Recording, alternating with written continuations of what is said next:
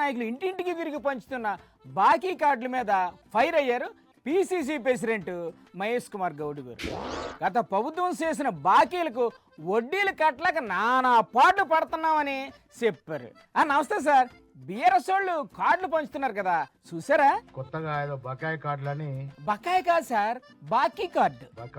బాకీ కార్డు అదే ఇంటింటికి పంచుతున్నారు వాళ్ళు. ఏంది ఆ బాకీ కార్డు?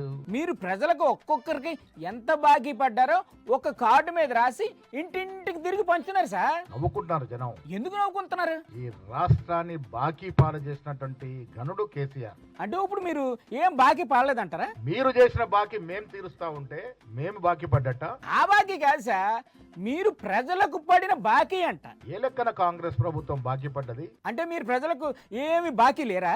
ఈ రాష్ట్రాన్ని దివాలా తీసింది మీరు, ఆ, బాకీల పాలు చేసింది మీరు, ఆ. సర్వనాశనం చేసింది మీరు. ఇప్పుడు అదంతా కాదు సార్, మీరు ప్రజలకు బాకీ పడ్డారా లేదా ముందా ఇష్టం చెప్పండి. ఎవరు ప్రజలకి బాకీ పడ్డారు? మీరు పడ్డారా మేం పడ్డామా? మీరేనా అంటున్నారు సార్, బాకీ కార్డులు కూడా పంచుతున్నారు. ఏ ముఖం పెట్టుకుని బాకీ కార్డులు పంచుతున్నారు కేటీఆర్ గారు? అసలు మీరు బాకీ ఉన్నారా లేదా ముందా ఇష్టం సెటిల్ చేసుకోండి. ప్రజలు నిలదీస్తారు మిమ్మల్ని. భలేవారు సార్, మీరు ప్రభుత్వంలో ఉన్నోళ్ళు నిలదీస్తారు కానీ ప్రతిపక్షంలో ఉన్నోళ్ళు ఎవరైనా నిలదీస్తారా?